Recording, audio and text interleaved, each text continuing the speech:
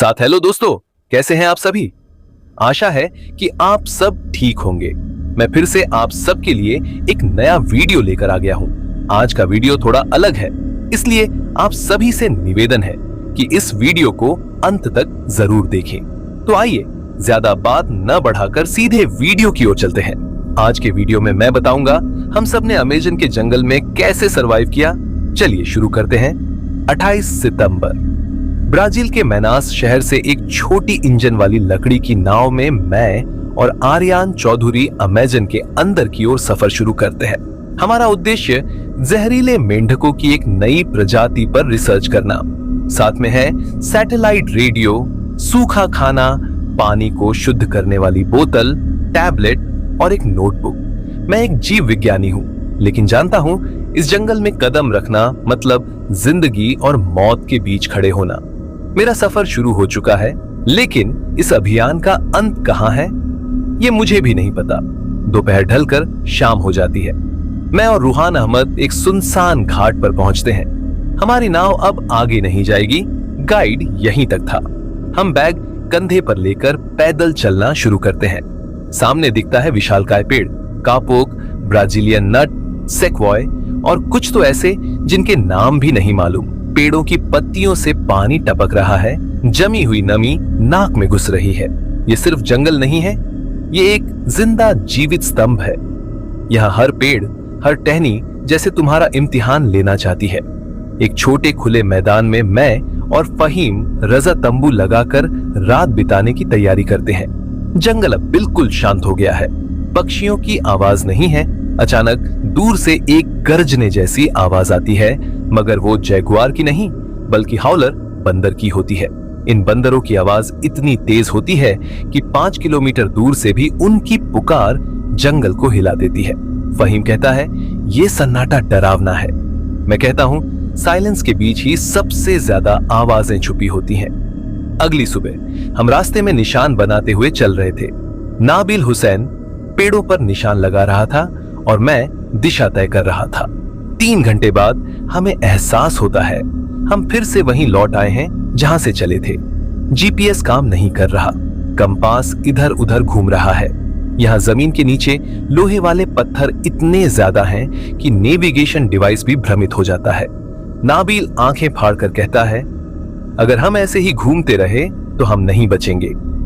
जंगल सिर्फ तुम्हें रास्ता भटकाता नहीं है, ये तुम्हारे दिमाग को भी उलझा देता है। खाना लगभग खत्म हो चुका है। सैयद मारूफ एक झाड़ी में कुछ छोटे पीले फल देखता है। रंग देखकर लगता है जैसे वो हिप्पो माने मैंसिनेला या डेथ एप्पल हो। वो एक खा लेता है। कुछ ही मिनटों में उसका पेट मरोड़ने लगता है, चेहरा लाल हो जाता है, आंखों में जलन होती है। मैं समझता हूँ ये एक बेहद जहरीला फल है। अमेरिका की एफडीए ने इस पेड़ को दुनिया का सबसे जहरीला पेड़ घोषित किया है। तब सैयद समझता है यहाँ दिखने में खूबसूरत चीजें भी मौत का जाल हो सकती हैं। मैं लकड़ी जमा कर रहा हूँ और तानवीर जुबैर एक गड्ढे में हाथ डाल देता है। वहां से एक सांप फेर द लांस बिजली की रफ्तार से डस लेता है। ये सांप अमेज़न का सबसे जहरीला सांप है। एक ही काटने से शरीर सूज जाता है, खून जमने लगता है। तानवीर कांप रहा है। मैं तुरंत उसका हाथ बांध देता हूँ, लेकिन यहाँ कोई एंटी वेनम नहीं है। अब बस उसे शांत रखकर चलना होगा। इस जंगल, यहाँ हर पत्ता, हर गड्ढा जानलेवा हो सकता है। तानवीर का शरीर बुखार से कांप रहा है। हम उसे पानी दे रहे हैं, उसके सिर पर गीला कपड़ा रख रहे हैं। रायहान महमूद कहता है भाई इसका शरीर ठंडा हो रहा है। यहाँ दिन का तापमान 35 डिग्री, रात में गिरकर 18 डिग्री हो जाता है। शरीर को एडजस्ट करना मुश्किल हो जाता है। रात के जंगल में अब लगातार सिसाड़ा की आवाजें गूंज रही हैं। ऐसा लगता है जैसे कोई विशाल मशीन चल रही हो। यहाँ की हर रात सिर्फ अंधेरा नहीं है, बल्कि एक मानसिक संघर्ष है। नींद से जागते ही देखता हूँ अमानुल्लाह सिफात दौड़कर बाहर निकल रहा है। उसके पूरे शरीर पर चींटियां काट रही हैं। ये हैं बुलेट एंट, दुनिया की सबसे दर्दनाक काटने वाली चींटियां। इनके डंक का दर्द ऐसा होता है जैसे जिंदा जलने का एहसास। हम मिट्टी लगाकर सिफात के शरीर को ढकते हैं। वो कांप रहा है लेकिन जिंदा है। इस जंगल में एक छोटी सी गलती, सीधी मौत। नदी के किनारे चल रहे हैं, अचानक जमीन का एक हिस्सा धंस जाता है। महराज हक सीधा पानी में गिर जाता है। धार तेज है, वो बह रहा है। मैं एक डाली फेंकता हूं, वो उसे पकड़ लेता है। हम उसे खींचकर निकालते हैं, लेकिन उसकी आंखों में मौत का डर है। अमेज़न की नदियां बाहर से शांत लगती हैं, लेकिन अंदर बहता है तेज बहाव। पिरान्हा, केमन, मगरमच्छ, हर कोना खतरे से भरा है। यहाँ पानी भी मौत है। इम्तियाज परवेज 1 हफ्ते से कह रहा है कोई उसका पीछा कर रहा है। मैं पहले ध्यान नहीं देता, लेकिन आज सुबह पेड़ की छाल पर खरोंच के निशान देखे। वो शायद हार्पी ईगल या ऑसेलट जैसे जानवर का निशान था। ये जानवर शिकार का पीछा चुपचाप करते हैं, कभी कभी इतने पास आ जाते हैं कि पता भी नहीं चलता। जंगल में सिर्फ जीना नहीं होता, अदृश्य निगरानी से भी बचना पड़ता है। रात को रिफात जमान की नींद खुल जाती है। वो महसूस करता है कि उसके पैर में कुछ छू रहा है। लाइट जलाकर देखता है, एक वैम्पायर बैट उसके पैर के तलवे पर काटकर खून चूस रहा है। इनकी लार ऐसा एंजाइम बनाती है जिससे खून जमता नहीं और उनका डंक पता भी नहीं चलता। तब समझ में आता है अमेज़न में ऐसे भी जीव हैं जो चुपचाप मौत देते हैं। वासिफ एक बड़े पेड़ के पास खड़ा होकर फोटो खींच रहा था। अचानक देखता है वो जिस पेड़ से टिका हुआ था वहां बैठा है एक बैसिलिस्क लिजर्ड, जीसस लिजर्ड, क्योंकि वो पानी पर दौड़ सकता है। वो छिपकली अचानक हिल जाती है और वासिफ का संतुलन बिगड़ता है। वो कांटों वाली झाड़ियों में गिर जाता है। उसके सिर पर चोट लगती है। जंगल हमेशा सीधा नहीं होता, ये हर वक्त तुम्हें देख रहा होता है। साबिर एक घने झाड़ के पास आराम कर रहा था। वहां गिरी हुई पत्तियां थोड़ी अजीब लग रही थीं। मैं समझ गया, वो है एंटूरियम टॉक्सिकेरियम नामक पौधे की पत्तियां, जिन्हें छूते ही त्वचा फूल जाती है, खुजली और जलन होती है। साबिर के पैरों पर लाल चकत्ते और फफोले पड़ जाते हैं। ये साबित करता है यहाँ पेड़ भी आक्रामक होते हैं। सैफ कहता है झाड़ियों के बीच 2 आंखें देखी हैं। मैं टॉर्च मारता हूं, देखता हूं एक ऑसेलॉट, एक तरह की छोटी जैगुआर जैसी बिल्ली, आंखों में लाल चमक। ये इंसानों पर हमला नहीं करती, लेकिन मौका देखकर आसपास घूमती है, खाने या कमजोर को पकड़ने के लिए। जंगल के शिकारी कभी सामने नहीं आते, वो पीछे से निगरानी करते हैं। जुबैर एक चमकीले नीले रंग के मेंढक को उठाने जाता है। मैं चिल्लाता हूं, छूना मत। वो था पॉइजन डार्ट फ्रॉग, जिसकी त्वचा पर एक बूंद जहर 10 इंसानों को मार सकता है। ये मेंढक साबित करता है अमेज़न की खूबसूरती कभी सुरक्षित नहीं होती। सादमान का पैर अचानक कीचड़ में धंस जाता है।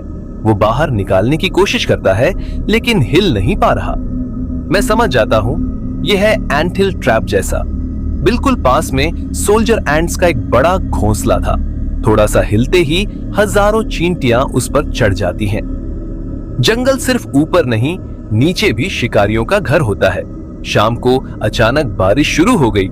अफनान पेड़ के नीचे शरण लेता है। मैं चिल्लाता हूं, उस पेड़ के नीचे मत खड़े रहो। वो मानचीनील ट्री है, जिसकी पत्तियों पर बारिश की बूंदें गिरकर अगर त्वचा पर पड़े तो जला सकती है। यहाँ बारिश शांति नहीं, बल्कि मौत की वाहक होती है। नदी के किनारे खड़ा मारूफ पानी लेने जाता है।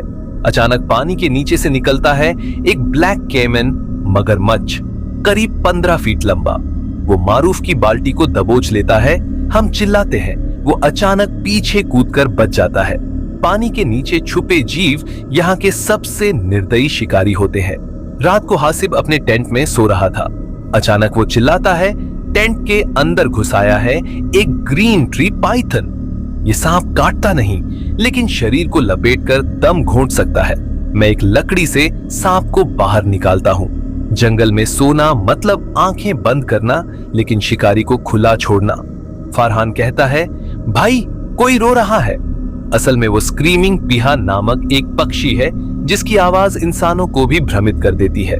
उस रात हम भ्रमित होकर जंगल के एक गलत रास्ते पर चले जाते हैं। अमेज़न में ऐसे कई जीव हैं जो इंसान के मन को भी धोखा दे देते हैं। नाज़मुस साकिब कहता है, आगे कुछ हिला। मैं देखता हूँ एक परछाई जैसी आकृति पेड़ से पेड़ पर कूद रही है। समझ में आता है वो मार गए है। एक प्रकार की बिल्ली जो बंदर की तरह पेड़ों पर चलती है, लेकिन सिर्फ परछाई देखकर तय नहीं किया जा सकता कौन शिकारी है और कौन शिकार। इफ्तिखार नदी में पांव डुबोते ही दर्द से चिल्लाता है। देखते हैं कि पैर में कैंडीरू फिश घुस गई है। ये छोटी मछली यूरीथ्रा में घुसकर खून पीती है। जंगल की सबसे खतरनाक चीजें शायद सबसे छोटी होती हैं। रात को साम्यूल कहता है, भाई पेड़ के नीचे कुछ चमक रहा है। वह बायोल्यूमिनेसेंट फंगस, एक प्रकार का फफूंद जो खुद रोशनी पैदा करता है। ये सुंदर दिखने वाला फफूंद वास्तव में विषाक्त हो सकता है। अमेज़न में रोशनी का मतलब सुरक्षा नहीं होता, कभी कभी रोशनी मौत की पुकार होती है। माहिनूर एक पत्तों के ढेर को हटाते ही बाहर आता है ब्राजीलियन वॉन्डरिंग स्पाइडर, दुनिया का सबसे जहरीला मकड़ा, जिसकी एक ही काट से शरीर लकवाग्रस्त हो सकता है। एक गलत हाथ की हरकत हो सकती है आखिरी हरकत। रब्बी एक पेड़ के पास बैठता है। अचानक उस पेड़ की डाल खुद ही हिलने लगती है। हम समझते हैं वो है स्ट्रैंगलर फिग ट्री, जो दूसरे पेड़ को लपेटकर जला देती है। यहाँ पेड़ भी हिंसक होते हैं। जिया के हाथ पर मच्छर ने काटा। कुछ घंटों बाद बुखार, सिर दर्द और उल्टी शुरू होती है। मैं समझ जाता हूँ ये डेंगू या येलो फीवर हो सकता है। अमेज़न का सबसे खामोश कातिल है मच्छर। साइम का हाथ सूज गया है, अंदर कुछ हिल रहा है। वो है बॉटफ्लाई, जो इंसानी शरीर में अंडे देती है और उसके बच्चे शरीर को खाते हुए बड़े होते हैं। जीवित शरीर को घर बना लेना, यही है अमेज़न। साबिर नदी में स्नान कर रहा था। मैं देखता हूँ दूर कुछ तैरता आ रहा है, एक अनाकोंडा, 20 फीट का एक राक्षस। वो शांति से निकल गया, लेकिन साबिर की आंखों में अब भी मौत की परछाई है। इमरान एक रस्सी जैसी बेल में फंस जाता है। वो है लियाना वाइन, जो पेड़ों से लटकी होती है लेकिन हिलने पर लपेट लेती है। वो लटक जाता है। मैं जाकर बेल काटता हूँ और उसे बचाता हूँ। आखिरी रात सभी चुपचाप है। अचानक पास के पेड़ एक साथ कांपने लगते हैं। कोई जीव नहीं, जैसे पूरा जंगल एक साथ सांस ले रहा हो। नाहियान कहता है, भाई मुझे लग रहा है जंगल चाहता है कि हम यहाँ से चले जाएं। अमेज़न कभी अपना पूरा रहस्य उजागर नहीं करता। वो चाहता है तुम खो जाओ। वे पहाड़ पर चढ़ते हैं, एक टॉवर जैसी ऊंची जगह पाते हैं। वहां से फिर से SOS भेजा जाता है, इस बार GPS कोऑर्डिनेट्स के साथ। आसमान काले बादलों से भर जाता है। बारिश होती है। पहाड़ी की ढलान पर खड़े होकर सभी देखते हैं। क्या संदेश पहुंचा या नहीं, कोई नहीं जानता। अगली सुबह अचानक आसमान में हेलीकॉप्टर की आवाज। तानवीर चिल्लाता है, भाई ऊपर देखो। वे सिग्नल फ्लेयर फेंकते हैं, आग जलाते हैं, कपड़े हिलाते हैं। हेलीकॉप्टर चक्कर लगाता है लेकिन उतरने की जगह नहीं पाता। वे जंगल के आखिरी किनारे पर एक सूखी जगह देखकर दौड़ने लगते हैं। बचने की आखिरी दौड़। हेलीकॉप्टर नीचे आता है। एक एक कर सभी को उठाया जाता है। आर्यान आंखें बंद कर नीचे के जंगल को देखता है। फरहान धीरे से कहता है, क्या यही वो जगह है जहां से हम लौट पाए? आर्यान जवाब देता है, शायद जंगल ने हमें छोड़ दिया, लेकिन क्या हम जंगल को छोड़ आए? हेलीकॉप्टर धीरे धीरे आसमान में उड़ता है। कोई भी कम नहीं, सभी लौट रहे हैं। दोस्तों, आज का वीडियो यहीं खत्म होता है। अगर आपको वीडियो अच्छा लगा हो तो एक लाइक जरूर देना और चैनल को सब्सक्राइब कर लेना। वीडियो कैसा लगा कमेंट में जरूर बताना।